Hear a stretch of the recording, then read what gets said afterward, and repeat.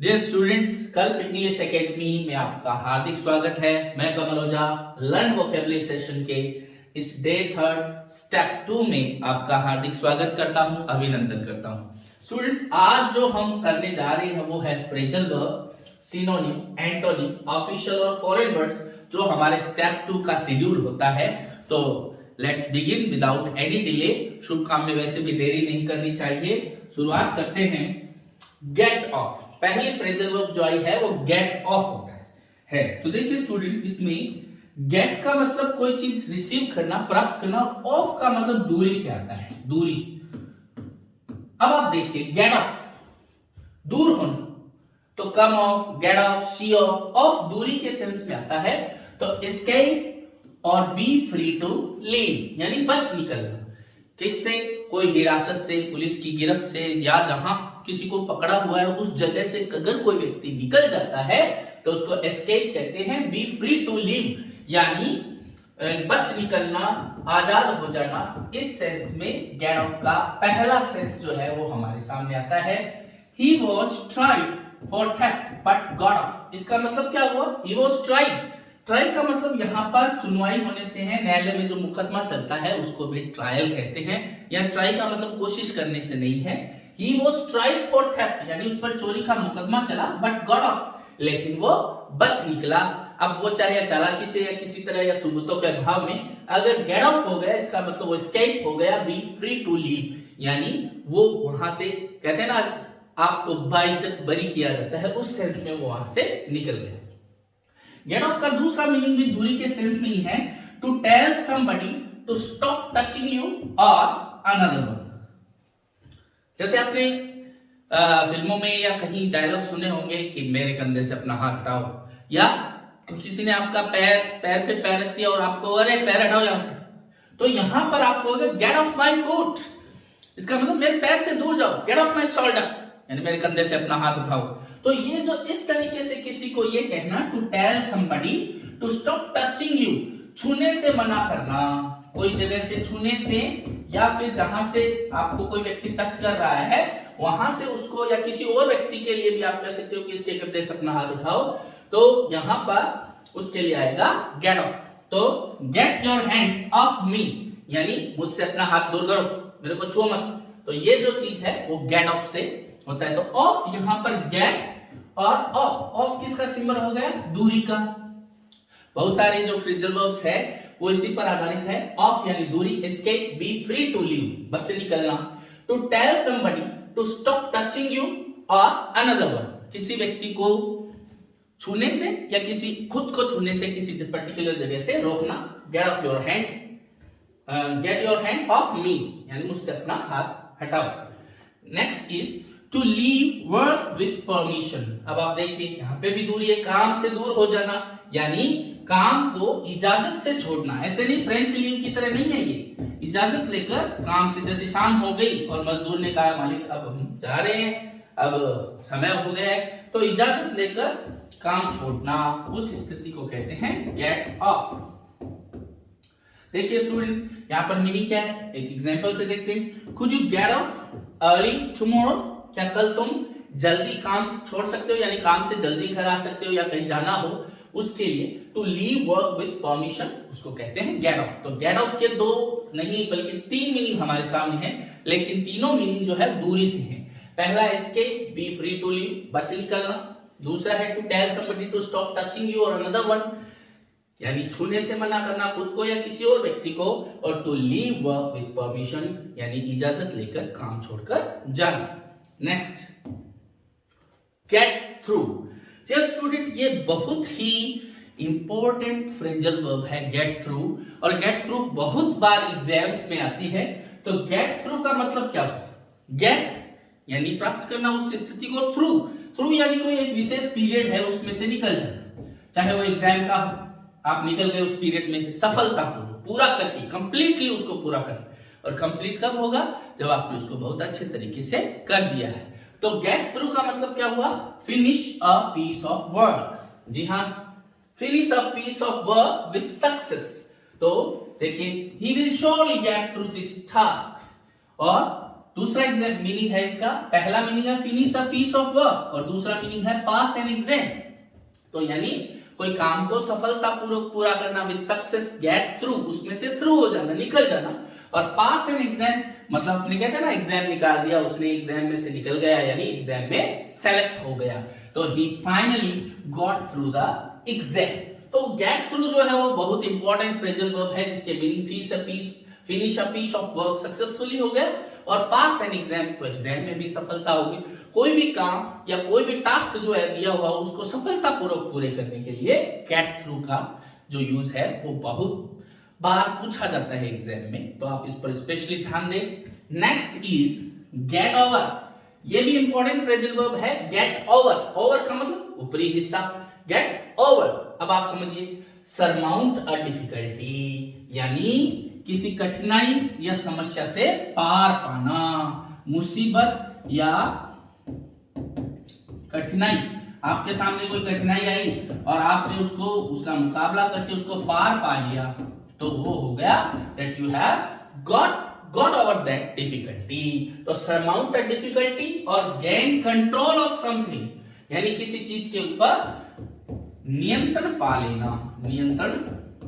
लेना, इसको भी हम कह सकते हैं गेट ओवर। गेट कोई चीज के ओवर यानी उसके ऊपर आ गए, आपने उसको क्या किया, उस डिफिकल्टी के ऊपर आ गए यानी उसको पार कर लिया, या फिर आपने किसी चीज पर जो स्थिति है, सिचुएशन है, उस पर आपने नियंत्रण स्थापित कर लिया। इसके लिए गेट ओवर का मीनिंग जो है, यूज है, वो किया जाता है। देखिए स्टूडेंट, एग्जांपल क्या कहता है, it took us a long time to get over the problems, यानी समस्याओं से निपटने में हमें बहुत ज्यादा टाइम लगा। तो सरमाउंट द डिफिकल्टी इसका मतलब मुसीबत या कठिनाई को पार करना। और गेट ओवर का ही एक दूसरा मीनिंग भी है, पर वो भी इसी सेंस में है, गेट ओवर। अब बीमारी भी तो एक समस्या है, तो अब आप सोचिए, कोई शॉक लगा हो, कोई इमोशनल शॉक लगा हो, या फिर कोई डिजीज हो, बीमारी हो, या कोई शॉक हो, उससे उसके प्रभाव से रिकवर हो जाने को भी गेट ओवर कहते हैं। यहाँ पे भी वही सेंस है, बीमारी या शॉक भी एक जीवन की कठिनाई है, तो उसके ऊपर पार पा लेना। तो recover from disease, a shock of something, किसी चीज का शॉक लगा, बहुत ज्यादा कोई इमोशनल दिल को चीर देने वाली घटना हो जाती है, या रिकवर फ्रॉम सम डिजीज हो, तो गेट ओवर का मीनिंग जो है हम यूज में लेते हैं। It took me ages to get over the bout of cancer, यानी कैंसर जैसी बीमारी के उस पीड़ा से बाहर निकलने में मुझे एजेस लगे, जिसका मतलब बड़ा लंबा समय लगा। It took me ages to get over, यानी बाउट ऑफ कैंसर के बुरे प्रभाव से, कैंसर की बीमारी से लड़ने में मुझे बहुत लंबा टाइम लगा, ये कोई व्यक्ति कह रहा है। तो get through, finish a piece of work, और दूसरा हो गया पास एन एग्जाम। और गेट ओवर का मतलब सरमाउंट अ डिफिकल्टी और गेन कंट्रोल ऑफ समथिंग, और दूसरा यूज हो गया recover from disease, a shock of something. तो स्टूडेंट, फ्रेजल वर्ब के ये दोनों पेजेस आपको समझ में आए होंगे। इसमें जो भी फ्रेजल वर्ब है उनमें सबसे इंपॉर्टेंट गेट थ्रू है, हालांकि गेट ओवर भी कई बार एग्जाम में पूछी जा चुकी है। नेक्स्ट जो फेज है स्टेप 2 का, वो है वोकैबुलरी का सिनोनिम्स और एंटोनिम सेक्शन। जी हाँ स्टूडेंट, हम आ गए हैं एक नए वर्ड में जिसके सिनोनिम्स और एंटोनिम्स के बारे में हम इस फेज में चर्चा करेंगे। जी हाँ, वर्ड क्या है देखते हैं, कैलस। कैलस किसको कहते हैं? कैलस का मतलब होता है कठोर, बहुत ज्यादा कठोर हो। कठोर किस रूप में? कठोर दोनों रूपों में हो सकता है।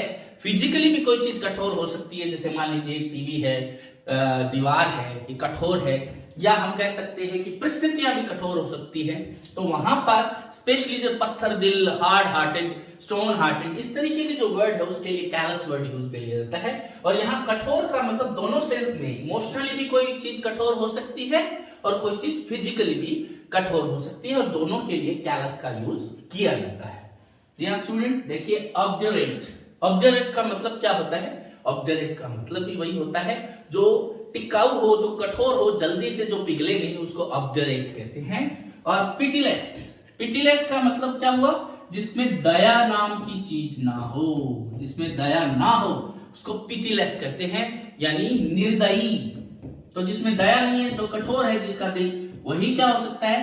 पिटीलेस हो सकता है, और वही कैलस हार्टेड हो सकता है। नेक्स्ट इज इनह्यूमन, अमानवीय। जिस व्यक्ति में दया, करुणा, सिंपैथी ये नहीं होती, हम उसको क्या कहते हैं? इनह्यूमन। तो ऑब्जरेट, पिटीलेस, इनह्यूमन और हार्ड। हार्ड क्या हो सकता है? ग्राउंड भी हार्ड हो सकता है, कंडीशंस भी हार्ड हो सकती है और पेपर भी हार्ड हो सकता है, इसलिए थोड़ा जम के तैयारी कीजिए। मर्सीलेस, देखिए स्टूडेंट, मर्सी का मतलब ही क्या होता है? MERCY, मर्सी यानी दया होता है। तो मर्सीलेस और पिटीलेस एक दूसरे के वैसे भी एकदम एग्जैक्ट सिनोनिम है, मर्सीलेस, पिटीलेस। इनडिफरेंट, इनडिफरेंट का मतलब होता है जो उदासीन हो, जिसमें भाव ना हो, भावहीन हो। उदासीन का मतलब उदास रहने से नहीं है, बल्कि यहां पर है भावहीन हो, जिसमें किसी तरह का कोई भाव, लव का और हम कह सकते हैं सिंपैथी का जिसमें जगह नहीं, उस व्यक्ति को इनडिफरेंट कहते हैं। तो मर्सीलेस, इनडिफरेंट, क्रूअल। क्रूअल का मतलब आप जानते हो निर्दयी होता है। Heartless, pitiless, merciless. Hard hearted, जिसका दिल बड़ा कठोर हो, उसको कहते हैं hard hearted. Next is indifferent, वापस आया है, उदासीन या भावहीन होने के सेंस में ही होता है। अपेथेटिक, देखिए अब आप यहां पर देखिए, अपेथेटिक का मतलब क्या हुआ? पैथेटिक का मतलब होता है जो व्यक्ति दुखी हो, यानी परिस्थितियों के कारण जिसको दुख, दया, इस तरीके की अनुभूति होती हो। लेकिन अपेथेटिक का मतलब क्या हुआ? कि वो व्यक्ति जिसमें पैथेटिक जो नहीं हो, जिसमें अपनी दया, करुणा जैसी कोई भावना उठे ही नहीं, उसको हम कह सकते हैं हार्ड हार्टेड कह सकते हैं। Next is cold. कोल्ड का मतलब यहाँ पर वैसे ठंडा नहीं है, बल्कि कोल्ड जो है जिसमें इमोशंस और भावनाएं उठती नहीं। जो भावनाएं और उठती नहीं है तो वो कोल्ड हार्टेड हो गया या कोल्ड व्यक्ति हो गया। ठंडा response, cold response, cold shoulder, इस तरीके से कई इडियम्स भी, जो इडियोमेटिक एक्सप्रेशन भी है, वो भी इन वर्ड से बनते हैं। Next is tough. और टफ का मतलब जो व्यक्ति बहुत टफ हो, यानी जिन पर जनरली परिस्थितियों का प्रभाव नहीं पड़ता। इनमें से कई गुण ऐसे भी हो सकते हैं जो अच्छे सेंस में भी आ सकते हैं, जैसे टफ पर्सन है मतलब जल्दी से वो हार मानने वाला नहीं है, लेकिन अधिकतर ये सेंस नेगेटिव सेंस में आता है। कैलस वर्ड जो है वो कठोर होने के नेगेटिव सेंस की तरफ ज्यादा चलता है। कठोर होने के यानी निर्दयी होने के, दयाहीन होने के जो भी सिनोनिम्स है उनके बारे में हमने चर्चा की, एक बार फिर देखते हैं। Obdurate, pitiless, inhuman, hard, merciless, indifferent, cruel, heartless, hard hearted, indifferent, apathetic, cold, tough. साथ में आप थोड़ा प्रोनाउंसिएशन की भी तरफ ध्यान दें, क्योंकि ये वर्ड्स है जो आज हम तो यही होप करते हैं कि जो आप यहाँ इसको पढ़ रहे हो, एक दिन आप अपनी क्लासेस में भी इसको पढ़ाओगे, और जब क्लासेस में पढ़ाओगे तो बच्चों को जो है वो अच्छा मिलना चाहिए, चाहे वो प्रोनाउंसिएशन हो, चाहे आपके डिक्शन हो। आपका अच्छा नॉलेज ही आपके अच्छे टीचर होने की निशानी तय करेगा। नेक्स्ट इज एंटोनिम्स, यानी कौन से वर्ड है जो कैलस के एंटोनिम्स है, ऑपोजिट सेंस देते हैं। बेनेवलेंट, देखिए स्टूडेंट, बेनेवलेंट का मतलब ही उपकारी, परोपकारी हो, और परोपकारी उपकारी कब होता है? जब किसी पर दया आए, करुणा आए, लव, सिंपैथी, इस तरीके का गुण आए तो वो बेनेवलेंट हो गया। काइंड, देखिए पिटीलेस है तो काइंड है, इनह्यूमन है तो काइंड है। बेनिग्नेंट, बेनिग्नेंट का मतलब क्या हुआ? बेनिग्नेंट का मतलब हो गया जो व्यक्ति सहृदयी हो, जिसका अच्छा दिल हो, उसको बेनिग्नेंट कहते हैं। Soft, hard, soft. ग्रेसस, जिसमें ग्रेस हो, ह्यूमन बीइंग की जो क्वालिटी है, जिसमें मिल्क ऑफ ह्यूमन नेचर जो जिसको हम पिटी कहते हैं, वो जिसके अंदर हो, वो ग्रेसस हो, वैसे व्यक्ति को ग्रेसस कहते हैं। टेंडर, जो बहुत ही कोमल हो, सुकोमल हो। टेंडर, फिजिकली भी कोई चीज सॉफ्ट हो तो भी उसको टेंडर कहते हैं, और अगर कोई चीज वैसे भी दिल से भी, भावनात्मक रूप से भी सॉफ्ट हो तो भी उसे टेंडर कहते हैं। ह्यूमन यानी मानवीय, ह्यूमन का मतलब क्या हुआ? मानवीय। नेक्स्ट इज सेंसिटिव, देखिए सेंसिटिव और कोल्ड, जो व्यक्ति कोल्ड है, जिस पर भावनाओं का कोई असर नहीं पड़ता, लेकिन सेंसिटिव वो है जो अपने आसपास की घटनाओं से, अपने आसपास की स्थितियों से बहुत ज्यादा प्रभावित होता है, तो निश्चित रूप से उसको वो कैलस नहीं हो सकता, वो कठोर दिल नहीं हो सकता। एंगर हो सकता है उसको, एक बार के लिए लव, सिंपैथी उसमें जरूर होगी। Next is compassionate. कंपैशनेट का मतलब भी क्या होता है? करुणामयी, जिसमें करुणा हो, जिसमें दया हो, ऐसे व्यक्ति को कंपैशनेट कहते हैं। और कंपैशनेट भी एक तरीके से हार्टलेस, पिटीलेस का ऑपोजिट वर्ड है डायरेक्टली। सिंपैथेटिक, जो सहानुभूतिपूर्ण हो। सिंपैथी का मतलब क्या होता है? सहानुभूति, यानी दूसरे की बुरी स्थिति को देखकर एक उसके दुख में दुखी होना, सह अनुभूति, उसके जैसी ही अनुभूति होना, इसको कहते हैं सिंपैथेटिक। अफेक्शनेट का मतलब ही होता है स्नेही, जिसमें स्नेह हो, जिसमें लव हो, तो वो पर्सन अफेक्शनेट होता है। तो स्टूडेंट, कैलस जो हमारा वर्ड है, जिसके एंटोनिम्स के बारे, सिनोनिम्स के बारे में हमने पहले स्टडी की, अब इसके एंटोनिम्स के बारे में स्टडी करते हैं। और वापस हमने इसकी स्टडी करने के बाद एक बार फिर से इसको दोहराते हैं। Benevolent, kind, benignant, soft, gracious, tender, human, sensitive, compassionate, sympathetic, affectionate. तो ये देखिए, ये सारे वर्ड जो है ये निश्चित रूप से एक अच्छी भावना वाले, दयालु, करुणामयी, सहानुभूतिपूर्ण, इस तरीके के भाव को देने वाले हैं, इसलिए कैलस के ऑपोजिट है। आगे बढ़ते हैं स्टूडेंट। हमने आज सिनोनिम और एंटोनिम सेशन में कैलस वर्ड के सिनोनिम और एंटोनिम को कंप्लीट किया। तो अब निश्चित रूप से आगे बढ़ने का टाइम आ गया है और बढ़ते हैं एक अलग सेगमेंट की तरफ, जिसका नाम है फॉरेन वर्ड्स। जी हाँ स्टूडेंट, ये है फॉरेन वर्ड्स। ये वो वर्ड्स है जो इंग्लिश भाषा में यूज होते हैं, लेकिन ये इंग्लिश के नहीं बल्कि लैटिन, स्पेनिश, ग्रीक, इन लैंग्वेजेस से इंग्लिश में लिए हुए हैं। पहला वर्ड है ड्रामेटिस पर्सोनाई। ड्रामेटिस पर्सोनाई, देखिए स्टूडेंट, ये लैटिन वर्ड है, लैटिन लैंग्वेज का वर्ड है ड्रामेटिस पर्सोनाई। तो अब आप देखिए, ड्रामेटिस में क्या है? ड्रामा, और पर्सन व्यक्ति, यानी ड्रामा में काम करने वाले वो व्यक्ति जो अलग अलग रोल प्ले करते हैं। कोई विलन है, कोई हीरो है, कोई हीरो का फ्रेंड है, कोई हीरो की बिलविड है, कोई फादर है, मदर है, इवन यहाँ तक कि जो अटेंडेंट्स होते हैं वो भी सारे ड्रामेटिक पर्सनाई होते हैं, और इसको कहते हैं कैरेक्टर्स इन अ प्ले। तो ड्रामा और पर्सन, इतना याद कर दिया आपको पता चल जाएगा कि ड्रामा में काम करने वाले पर्सन, और उसको कहते हैं ड्रामेटिस पर्सोनाई। तो ये लैटिन वर्ड है। नेक्स्ट इज डू जावर। डू जावर, देखिए डू जावर, तो ये जो वर्ड है इसका मतलब हुआ मैड फॉर पर्टिकुलर डे, यानी विशेष दिन के लिए बना हुआ। ये फ्रेंच वर्ड है, फ्रेंच लैंग्वेज से लिया हुआ है, और विशेष दिन के लिए कोई चीज बनी हुई हो, जो उसी पर्टिकुलर डे के लिए कोई चीज बनी हुई हो, उसको डू जावर कहते हैं, और मैड फॉर पर्टिकुलर डे उसका मीनिंग होता है। नेक्स्ट इज एप्लुब्रस यूनम। देखिए एप्लुब्रिबस यूनम, एप्लुब्रस यूनम, और ये लैटिन वर्ड है जिसका मतलब है आउट ऑफ मैनी या वन। देखिए, कईयों में से एक, बहुतों में से एक। Many are called, few are chosen. तो इसका मतलब बहुतों को बुलाया जाता है, किसी एक को चुना जाता है। तो एप्लुब्रस यूनम ये एक लैटिन वर्ड है जिसका मतलब आउट ऑफ मैनी या वन के सेंस में आता है। आगे बढ़ते हैं स्टूडेंट। एलीट, जी हाँ स्टूडेंट, ये वर्ड बहुत इंपॉर्टेंट है। एलीट क्लास आपने सुना होगा, जो संभ्रांत क्लास होती है, जिसमें बहुत सोफिस्टिकेटेड, रिच और बहुत कल्चर्ड लोगों को माना जाता है, उन्हें एलीट क्लास ऑफ सोसाइटी कहा जाता है। तो एलीट का मतलब ही क्या होता है? द बेस्ट और सुपीरियर, यानी श्रेष्ठ, संभ्रांत या कुलीन। तो आप संभ्रांत या कुलीन को क्या कह सकते हैं?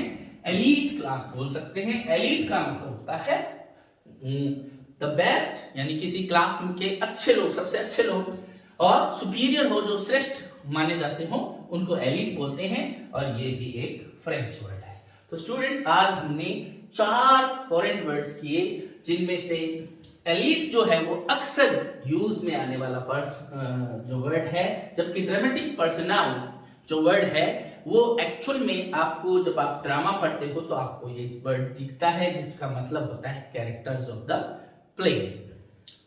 तो बाबू मोशाय, आगे चलते हैं, आगे बढ़ते हैं अपने नए सेगमेंट की तरफ, जिसका नाम है ऑफिशियल वर्ड्स। जी हाँ, ऑफिशियल वर्ड का मतलब हुआ कि कार्यालय शब्द जो कार्यालय में काम में आते हैं उनको कहते हैं ऑफिशियल वर्ड्स, यानी कार्यालय।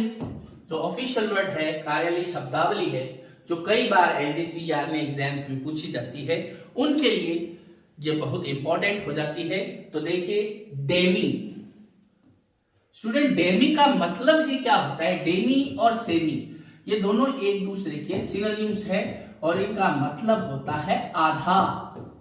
अब इससे बनने वाले डेमी गॉड, जो आधा ह्यूमन बीइंग हो और जो आधा गॉड हो, उसको डेमी गॉड कहते हैं, सेमी गॉड भी कह सकते हैं। तो डेमी का मतलब ही क्या होता है? अर्ध। इसलिए आपने देखा होगा डेमी ऑफिशियल लेटर, अर्ध सरकारी सहकारी या अर्ध कार्यालय पत्र। तो ऐसे पत्रों को आधा कार्यालय माना जाता है, क्योंकि उनकी भाषा थोड़ी कार्यालय होती है और थोड़ी फॉर्मल और इनफॉर्मल का अच्छा मिश्रण होता है, इसलिए उसे डेमी ऑफिशियल लेटर बोला जाता है। और डेमी सेमी का ही जो है वो सिनोनिम है, जिसका मतलब होता है आधा, इसलिए सेमी फाइनल। तो आपने देखा फाइनल से आधा, और सेमी मंथ मतलब 15 डेज की अवधि को सेमी मंथ कहते हैं। सेमी और डेमी का मतलब होता है आधा। Next is depreciation. देखिए स्टूडेंट, ये एक बहुत ही इंपॉर्टेंट वर्ड है डेप्रिसिएशन। इसका मीनिंग क्या होता है? मान लीजिए आपने कोई चीज खरीदी, कोई भी वस्तु खरीदी, आपने एक कार खरीदी। आपने कार खरीदी 10 लाख रुपए की, लेकिन जैसे जैसे टाइम बीतता जाता है उस कार की वैल्यू क्या 2 साल बाद 10 लाख रुपए रहेगी? क्या उसको कोई 10 लाख रुपए में ले लेगा? बिल्कुल नहीं लेगा, क्योंकि उसकी कार की वैल्यू में जो कमी आई है, जैसे आपने कोई मशीनरी ली, उसकी वैल्यू में जो कमी आई है, उसी कमी को ही क्या कहते हैं? डेप्रिसिएशन कहते हैं। हिंदी में कह सकते हैं मूल्य ह्रास या फिर मूल्य का क्षरण होना, मूल्य में कमी, क्षरण या कमी होना, यानी डेप्रिसिएशन। किसी भी वस्तु के मूल्य में समय के साथ जब उपयोग आती है तो उसके साथ उसकी वैल्यू का कम होना डेप्रिसिएशन कहलाता है। Next is deputation. हम ये वर्ड अक्सर आपस में बोलते हैं कि वो वहां पर डेप्यूटेशन में लगा हुआ है। डेप्यूटेशन का मतलब होता है कि कोई व्यक्ति, जैसे मान लीजिए एक टीचर है, वो एजुकेशन डिपार्टमेंट में किसी स्कूल में काम कर रहा है, लेकिन किसी अदर स्कूल में भी उसकी जरूरत पड़ी या किसी और कार्यालय में उसकी ड्यूटी की जरूरत पड़ी, तो उसको वहां पर भेजा जाता है, लेकिन वो वहां स्थायी नहीं होता, बल्कि उसको बोला जाता है डेप्यूटेशन पे भेजा गया। वहां उसकी नियुक्ति नहीं हुई, बल्कि ऐसी नियुक्ति को जो अंशकालिक हो, जो थोड़े समय के लिए हो, उसको प्रतिनियुक्ति बोलते हैं, और इंग्लिश में जिसको कहते हैं डेप्यूटेशन, यानी प्रतिनियुक्ति। थोड़े समय के लिए की गई, विशेष पर्पस से की गई नियुक्ति को प्रतिनियुक्ति कहते हैं, जो मूल विभाग से उसी विभाग में हो सकता है कार्यालय बदल जाए या फिर दूसरे विभागों में भी हो सकती है। Next is designate.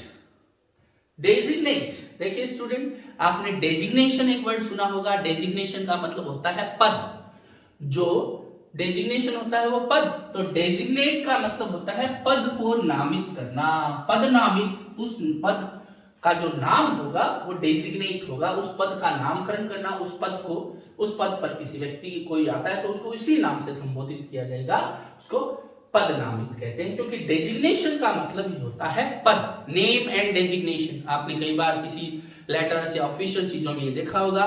Name and designation का मतलब नाम और पद, तो पद नामित, डेजिग्नेट। जिस दिन आप टीचर बन जाओगे, अभी स्पेशली 3rd ग्रेड का टाइम है, तो 3rd ग्रेड के एग्जाम के लिए आप तैयारी कर रहे हो, ऐसे ही मान लीजिए कोई आर्मी क्लर्क की तैयारी कर रहा है या फिर कोई व्यक्ति किसी और की तैयारी कर रहा है, तो आपका फिर होगा नाम और डेजिग्नेशन, आपका पर्टिकुलर नाम XYZ जो भी आपका नाम है, और आपका पद हो जाएगा टीचर। इसी तरह कोई 2nd ग्रेड में हो तो सीनियर टीचर, वरिष्ठ अध्यापक, वो क्या हो जाएगा, उसका डेजिग्नेशन हो जाएगा। तो डेजिग्नेट का मतलब उस पद को नाम देना, पद नामित करना। Next is dispatch. जी हाँ स्टूडेंट, डिस्पैच का मतलब होता है किसी चीज को प्रॉपर प्रक्रिया से सेंड करना, जो उसकी पूरी प्रक्रिया है उसको उस तरीके से भेजने को कहते हैं प्रेषण करना। जैसे मान लीजिए आपने कोई लेटर लिखा, तो लेटर को प्रॉपर एनवेलप में डाला और उसके ऊपर जो स्टैंप लगती है वो दिया, और प्रॉपर पोस्ट ऑफिस में जाकर उसको आपने मान लीजिए रजिस्ट्री करवाई, तो आपने उस लेटर को क्या कर दिया, डिस्पैच कर दिया। और डिस्पैच को हिंदी में क्या कहते हैं, प्रेषण, भेजना, किसी व्यक्ति को प्रेषित करना, भेजना, किसी वस्तु को प्रेषण डिस्पैच करना या भेजना, माल वगैरह होते हैं, लेटर्स होते हैं, डिस्पैच किए जाते हैं। तो डिस्पैच का मतलब हो गया सेंड, लेकिन एक पूरी प्रक्रिया का फॉलो करने के कारण सेंड न कहकर उसे डिस्पैच कहा जाता है। Next is dignitary. देखिए स्टूडेंट, डिग्निटरी जो है वो डिग्निटी वर्ड से बना है। डिग्निटी वर्ड आपने सुना होगा। डिग्निटी का मतलब होता है कि भव्यता, बहुत ही डिग्निटी हो, जो डिग्निटी जिसके अंदर जुड़ी हुई हो, जो ऊंचा ओहदा हो जिनके साथ जुड़ा हुआ हो, तो डिग्निटरी वो लोग हो गए जिनके साथ डिग्निटी जुड़ी हुई है। तो ऐसे लोगों को गण्यमान्य व्यक्ति या पदाधिकारी कहा जाता है। जो किसी संस्था, कोई विभाग, उसके बड़े अथॉरिटी होते हैं, उनको उस संस्था की डिग्निटरी कहा जाता है, और हिंदी में इसे गण्यमान्य व्यक्ति या पदाधिकारी कहा जाता है। Next is disbursement. डिसबर्समेंट, देखिए स्टूडेंट, डिसबर्स का मतलब होता है किसी चीज को फैला देना। तो फैला देना यानी यहां पर हो गया कि जिस जगह जहां जानी है कोई चीज, उसको वहां भेज देना, उसको डिसबर्समेंट कहते हैं। जैसे मान लीजिए कोई आदमी है, बैंक है या कोई व्यक्ति है, जैसे स्पेशली जैसे मान लीजिए किसी व्यक्ति के नीचे 4 लोग काम करते हैं, और वो उस दिन उसके पास बैंक से पैसे निकालता है, फिर उनको उनकी सैलरी देता है, तो उसने सैलरी को डिसबर्समेंट कर दिया, यानी अदायगी करना या वितरण करना, बांट देना। डिसबर्समेंट, डिसबर्समेंट का मतलब हो गया अदायगी या वितरण। Next is directory. देखिए स्टूडेंट, डायरेक्टर, डायरेक्ट करना, निर्देशित करना, डायरेक्टर निर्देशक, और डायरेक्टरी निर्देशिका। अब कई लोगों के डायरेक्टरी वर्ड कभी यूज में ही नहीं हुआ। क्यों? क्योंकि पहले लैंडलाइन फोन होते थे, तो एक डायरेक्टरी हर शहर की उस फोन के पास ही रखी रहती थी। हम उसमें किसी पर्टिकुलर व्यक्ति के नंबर की वो लिस्ट होती थी, जिसमें व्यक्ति का नाम और उसके फोन नंबर होते थे, तो वो देखकर हम उसमें फोन कर सकते थे। अब तो चूंकि फोन स्मार्टफोन का टाइम है, तो कितने भी फोन नंबर हम अनलिमिटेड प्रैक्टिकली जो है उसमें डाल सकते हैं, सेव कर सकते हैं। लेकिन उससे पहले जो निर्देशिका होती थी, उसके थ्रू ही फोन किए जाते थे, तो उसे डायरेक्टरी कहते हैं। जो डायरेक्ट करती है, हमें निर्देश देती है, हमें हेल्प करती है, डायरेक्टरी का मतलब हो गया निर्देशिका। Next is discard. देखिए, डिस्कार्ड का मतलब कोई चीज को हटा देना, खोल देना, इस सेंस में होता है। तो अब आप देखिए, खोल देना, डिस्कार्ड योर शूज हियर, यहां अपने जूते उतारिए। तो डिस्कार्ड का एक दूसरा मीनिंग और क्या है? हटा देना, यानी उस चीज को क्या कर देना? रद्द कर देना, वहां से पूरी तरह हटा देना। डिस्कार्ड, रद्द करना, और डिस्कार्डेड, जिसको रद्द कर दिया गया है। तो डिस्कार्ड का मतलब रद्द कर देने से हो गया, हटा देने से, रिमूव के सेंस में डिस्कार्ड का मतलब जो है वो आता है। चाहे जूते उतारना हो, चाहे कोई लाइन या कोई सेगमेंट को हटाना हो, रद्द करना हो, उस सेंस में डिस्कार्ड का मतलब यूज में आता है। डिस्चार्ज, ये वर्ड तो बहुत ही कह सकते हैं हमारे जाना पहचाना है। हॉस्पिटल से उसको डिस्चार्ज कर दिया गया, तो यानी वहां पर हॉस्पिटल की सेवाओं से डिस्चार्ज करने का मतलब अब वो हॉस्पिटल में भर्ती नहीं है ऑफिशियली। तो डिस्चार्ज का मतलब होता है कोई व्यक्ति कोई सेवा कर रहा है, और जब वो व्यक्ति मान लीजिए उसका ट्रांसफर हो गया, तो उसको वहां से डिस्कार्ड करके अगले स्कूल के लिए भेज दिया जाता है। या किसी डेपुटेशन पर कोई जाता है, तो उसको एक बार के लिए अंशकालिक रूप में, थोड़ी देर के लिए, थोड़े दिनों के लिए वहां से हटाकर जिस जगह उसका डेपुटेशन हुआ है वहां भेज दिया जाता है। तो इस प्रक्रिया को डिस्चार्ज करना कहते हैं, यानी कार्य से मुक्ति। जिस ऑफिस में व्यक्ति काम कर रहा है, उस ऑफिस के कार्य से उसको मुक्त कर दिया जाता है, इसे डिस्चार्ज या कार्य मुक्ति कहते हैं। ये रिटायरमेंट से अलग होती है, क्योंकि वो सेवा समाप्ति या सेवा मुक्ति होती है, जबकि इसमें केवल उस पर्टिकुलर ऑफिस के कार्य से उसको एक बार के लिए हटा दिया गया है, इसे डिस्चार्ज कहते हैं। And next is discount. भैया कितना डिस्काउंट दोगे? तो ये तो भैया आपको पता है कि भैया कितना डिस्काउंट देते हैं, लेकिन ये आप समझ गए होंगे कि इसका मीनिंग क्या होगा। छूट या बट्टा। इस प्रोडक्ट पर 30% डिस्काउंट, आज ही, केवल आज रात तक के लिए। तो डिस्काउंट का मतलब हो गया छूट या बट्टा। तो बट्टा मतलब भाग लग जाना, उसकी कमी, उसका हिस्सा जो है, मान लीजिए 100 रुपए के 30% डिस्काउंट हो गया, तो 70 रुपए में आपको मिलेगी। इस डिस्काउंट को ही छूट या बट्टा कहते हैं। तो स्टूडेंट, ये है ऑफिशियल वर्ड आज के लिए। डेमी का मतलब सेम ही होता है, एक बार दोहरा लेते हैं। डेमी और सेमी का मतलब अर्ध होता है। डेप्रिशिएशन का मतलब मूल्य ह्रास या मूल्य क्षरण या मूल्य में कमी होती है। डेपुटेशन का मतलब किसी अपने पर्टिकुलर विभाग से किसी दूसरे विभाग या अन्य जगह पर जो एक बार के अंशकालिक नियुक्ति की जाती है जिसे प्रतिनियुक्ति कहते हैं वो होता है। डेजिग्नेट का मतलब पद नामित करते हैं, क्योंकि पद को डेजिग्नेशन कहते हैं इसलिए डेजिग्नेट का मतलब पद नामित करना। डिस्पैच का मतलब कोई चीज को सेंड करना, प्रॉपर प्रक्रिया के अनुसार उसको प्रेषण कहते हैं। डिग्निटरी, डिग्निटी से बना हुआ वर्ड है। डिग्निटी का मतलब वैभव या कीर्ति होती है, तो जो हाई अथॉरिटी होते हैं, गण्यमान्य व्यक्ति या पदाधिकारी होते हैं उनको डिग्निटरी कहते हैं। डिस्बर्समेंट का मतलब अदायगी या वितरण होता है, बांट देना होता है, वितरण कर देना कोई चीज का। डायरेक्टरी निर्देशिका को कहते हैं जिसमें कोई फोन नंबर या कोई अन्य तरह की जानकारी छपी होती है एक सिस्टमेटिक तरीके से। डिस्कार्ड का मतलब रिमूव है यानी हटा देना, रद्द कर देना। और डिस्चार्ज का मतलब होता है एक बार के लिए पर्टिकुलर जगह से कार्य मुक्त कर देना। और डिस्काउंट का मतलब होता है छूट। तो स्टूडेंट ये थे आज के ऑफिशियल वर्ड। निश्चित रूप से आपको अच्छा लग रहा होगा। अपना एक्सपीरियंस जरूर हमें कमेंट से दें, और अगर आपको इस चैनल का मटेरियल अच्छा लगता है तो अपने साथियों को इसके बारे में बताएं।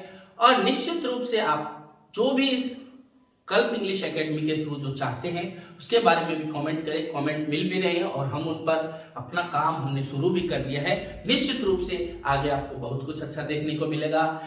तो निश्चित रूप से वीडियो को लाइक कीजिए, अगर आपको पसंद आया हो शेयर कीजिए और सब्सक्राइब कीजिए। Thank you very much. हंसते रहिए, मुस्कुराते रहिए। Good night.